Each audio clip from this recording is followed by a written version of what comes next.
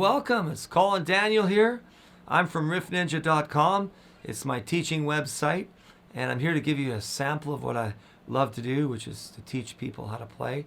And if you can learn something from me in the next few minutes, you'll be able to learn a whole lot more. Why don't you come and check out my website and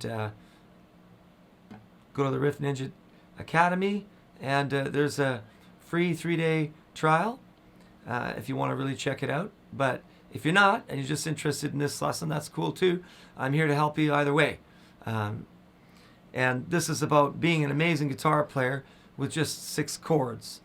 And it's more brief, less detailed, but other than that, if you know the chords, or if you know the chords I'm talking about, it's not too hard.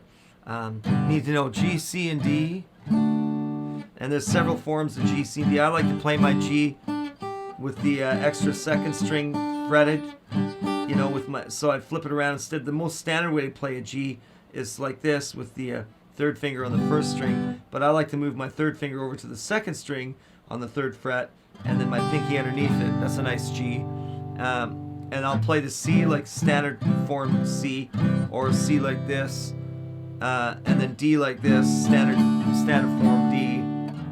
But I like the C with the G bass, sometimes D. So that's 3 of the chords, G, C, and D, right? And then your 3 relative minors, E minor, which is really common, you should know that, A minor, and possibly B minor you may not know, so I'll go into a little detail. I'm assuming that you aren't a total raw beginner, that you know a few chords, right? You should know G, C, and D in some form or other, right? And you should know E minor and A minor in some other form. These are pretty standard, so I'm assuming you know that. But maybe the B minor, it's a bar chord, you might struggle with that. You can play B minor without a bar chord. You can play it like this. I prefer it in a bar chord because I like my lower notes. The B minor non-barred, there's 2 ways to play it. You can either play the very simplified form, which is what I call a triad form. I use that for picking, but I don't use that much for strumming because it doesn't sound as good as the, you know, using all 5 or 6 strings, right? So this B minor is first finger on the 2nd fret, 1st string, 2nd finger on the 3rd fret, 2nd string, and 3rd finger on the 3rd string, 4th fret. That's the easiest B minor. The next one, a little more difficult, you add 1 more string, is you take the first and 2nd fingers stay where they are from the first example, and the 3rd finger moves over to the 4th string, 4th fret, and the pinky underneath it to cover the 3rd string, 4th fret. That's a little richer of a sounding B minor because now you got 4 strings. My personal favorite is to take that chord and just bar it, and that's B minor too. So the 6 chords are G major, C major, D major, E minor, A minor, and B minor. And now what you do is you take this thing here. This is the funky transposer. It's a capo. This is my favorite type of capo. It's a Kaiser capo. It's about 10 or 11 bucks depending on where you live.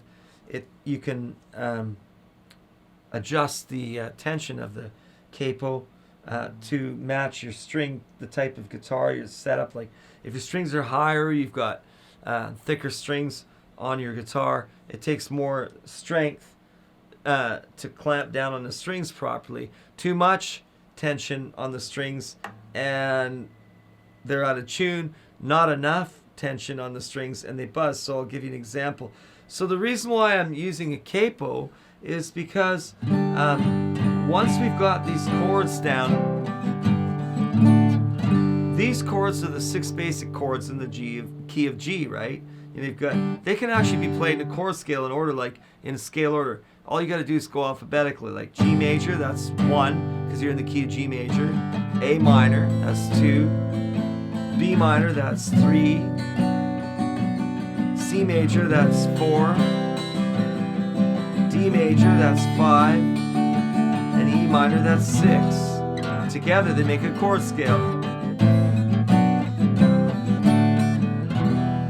Now they don't necessarily have to be played in that order, but I'm making a point. This is the key of G, right? Okay, now if you've got that, then the next step is this. Say you want a different key. Say you want the key of A major and you're limited to these 3 chords. Well, very easy. G to A is a tone or 2 frets, a whole step, right? So if you were to capo 2 frets higher, right here, and play those same chords, you are not in the key of G major anymore. You're in the key of A major. Now this is A. Now this instead of G, this will be A major, right? Everything goes up 2 frets or a tone, a transposition. Even if you don't know the chord names or have a hard time transposing or lack the chord theory to understand it, you know, I'm always adjusting the tension on my capo. You'll see here, I'm bringing it back up just a bit. What I do is I clamp the capo down. Now you hear that string buzz. You want to get rid of it, right? Okay, that's pretty good there. Now go through the rest of the strings. Okay, that's good. You just want enough tension on it to get rid of the buzz.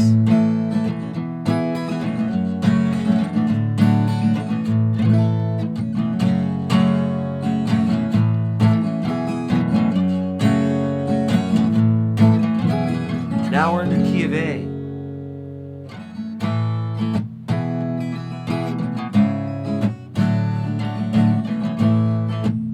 Of course, any of those combinations of chords can cover any song, and that's the chord scale in A major now, which would go A major, B minor, C sharp minor, D major, E major, F sharp minor.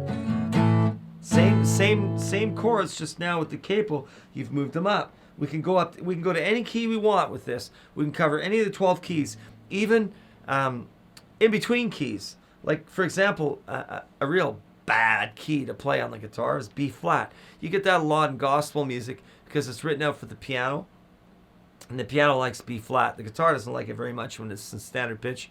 My solution to playing the key of B flat and E flat on a guitar is to have my guitar tuned down a half step. But say you don't have that, don't have the time, you only got the one guitar, easy to get B flat.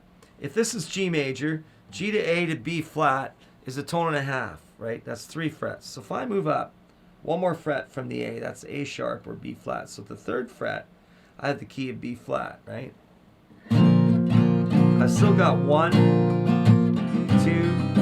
3, 4, 5, and 6, right? But these would be very complicated chords to play bar. They'd be, especially if you're a beginner or even beginner to intermediate and you're struggling with some of your bar chords, but they're very accessible with these open chords. So you see, you can cover the chords in between it and everything. So that would be 1, that's B flat, right? 2, C minor. 3, D minor. 4, E flat major. 5, F major. 6, G minor. There's your chord scale.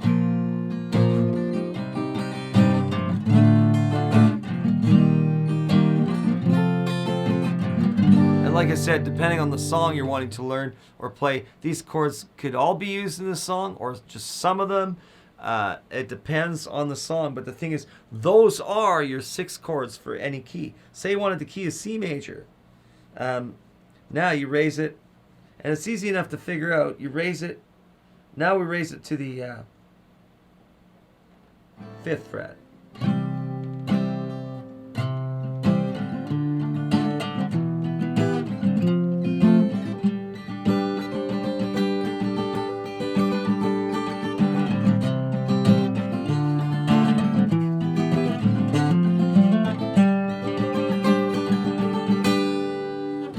Now we have C, the D minor, because it goes up in scale, right? C, D minor, E minor, F major, G major, A minor.